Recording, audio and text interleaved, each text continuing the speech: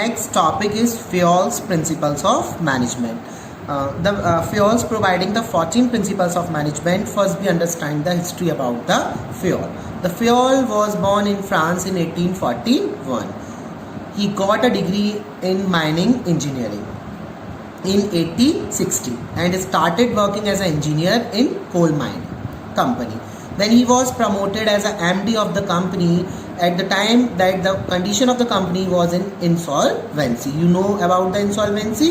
He accepted the challenge and applied management technique to bring out the company from this situation. When he retired after 30 years, the company was leading a coal steel company with strong financial ground. जब Fayol का जो birth है वो France में हुआ था, उन्होंने माइनिग engineering की डिग्री ली थी. उसके बाद उन्होंने कोल मतलब कोयले की खुदाई की कंपनी में उन्होंने माइनिंग इंजीनियर के तरह काम किया था.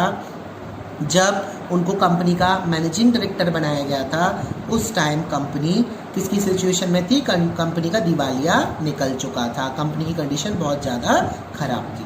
उन्होंने इस चैलेंज को एक्सेप्ट किया, मैनेजमेंट टेक्निक को उन्होंने अप्लाई किया और कंपनी को इस सिचुएशन से बाहर निकाला. जब वो रिटायर हुए, 30 साल बाद कंपनी वर्ल्ड की बेस्ट लीडिंग स्टील कंपनी थी. उनको और जो उसका जो फाइनेंशियल बैकग्राउंड था कंपनी का वो बहुत अच्छा हो चुका था, just because of their 14 principle. उनके पास माइनिंग इंजीनियरिंग होने के बाद भी उन्होंने मैनेजरल एक्टिविटीज़ को इस तरीके से स्ट्रॉन्ग किया अपने 14 प्रिंसिपल्स के थ्रू. Some major contribution of the Fayol become the famous as father of management study and thoughts. उनको father of management study and thoughts बोला जाता है बिकॉज ऑफ फॉलोइंग कॉन्ट्रीब्यूशन. उनके डिफरेंट कॉन्ट्रीब्यूशंस थे. एक नंबर में आपका क्वेश्चन आता है, 1 mark question, who is known as the father of management. तो Fayol known as the father of management study and thoughts.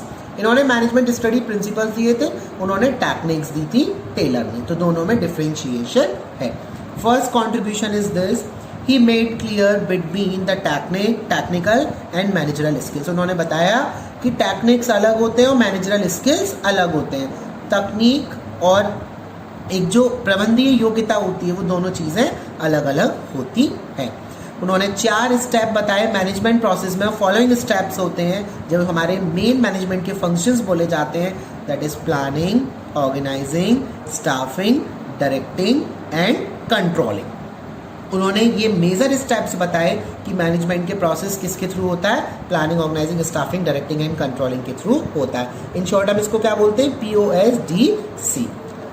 His third contribution, he developed 14 principles of management which act as a guideline for manager to perform managerial activity. उन्होंने 14 principles को develop किया जो manager को guideline provide कराते थे कि आपको कोई भी अगर मैनेजरल एक्टिविटी परफॉर्म करनी है तो किस तरीके से वो 14 प्रिंसिपल्स आपको हेल्प प्रोवाइड कराएंगे. जो उनके 14 प्रिंसिपल्स थे उनको मैं डिटेल में 1 बाय 1 आपको एक एक करके बताता चला जाऊंगा. तो उनके जो 14 प्रिंसिपल्स थे उनमें सबसे पहला था that is division of work. Second is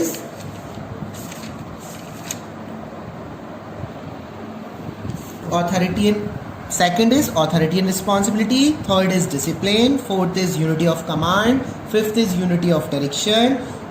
Sixth is subordination of individual interest to general interest. Seventh is remuneration of person. Eighth is centralization and decentralization. Ninth is scalar chain. And 10th is order. 11th is equity. 12th is stability of tenure of personnel. 13th is initiative and 14th is aspirate the crops, which I will tell you in detail.